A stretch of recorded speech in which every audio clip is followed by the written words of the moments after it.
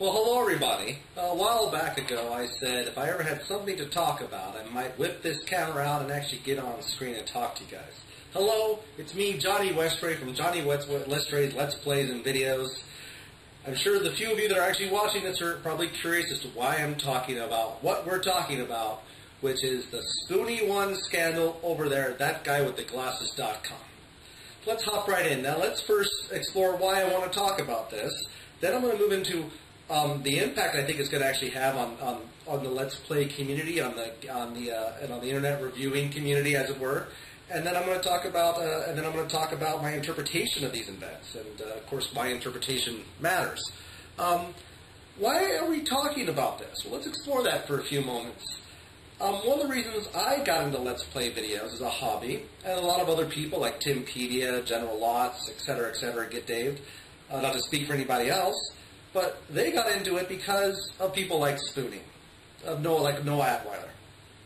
And we were inspired by the comedy, by the fun, and by the accolades, and so we got into it.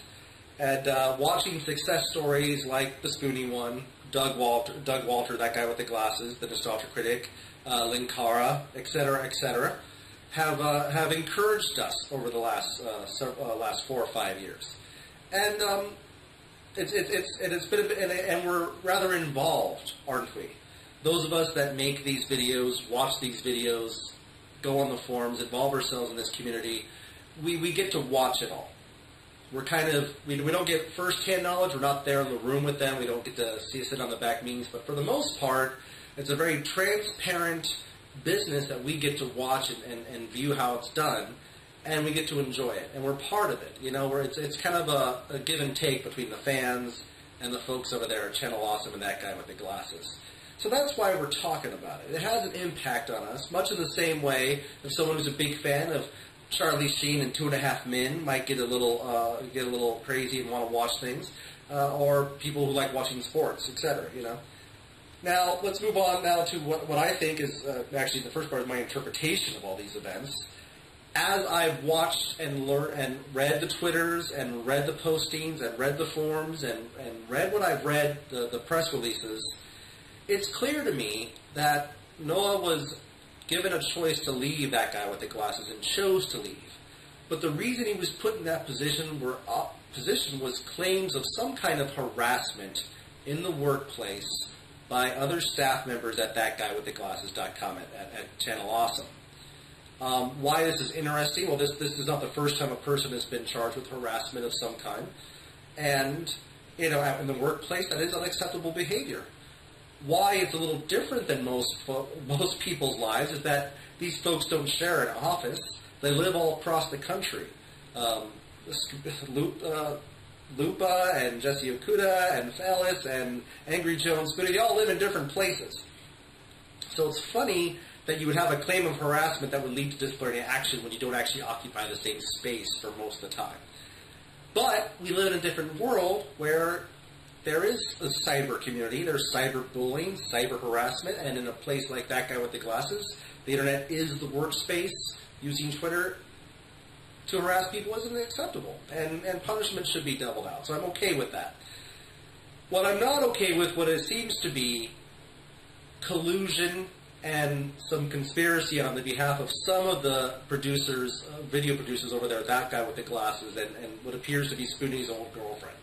Through their own postings and their own comments, it's clear that either consciously or subconsciously, these few female staff members and their boyfriends have kind of come together in a protective stance, were encouraged and felt stronger by each other's own issues, and pushed forward with some kind of complaints and movement. It's clear, and that's sad, but that's also what happens. That's part of everything. So finally, but with that being said, that's life. So here's the impacts on business. I would have to say that this is a catastrophic damage to Channel Awesome. I think anyone would agree that the 3 pillars of that webpage is Nostalgia Critic, Doug Walker, the Spoony one, Noah Atweiler, and then Linkara, Louis Lahog. And they're the ones that pretty much started that site. I know that they're the talents behind it. They probably bring in the most viewership. They probably bring in the most revenue with their videos, and they're the big three. And I honestly don't think that the other video producers can really add up to what the Spoony one brought as a product and a service, both to that webpage. So I think we're seeing the cracks in the veneer of Channel Awesome. It's a company that's been around for about 5 years. It's a fresh company. It's a new company. I think we're seeing a devastating crack in their foundation that's probably going to lead to a serious change over the next couple of years, and it may not even survive as it is now.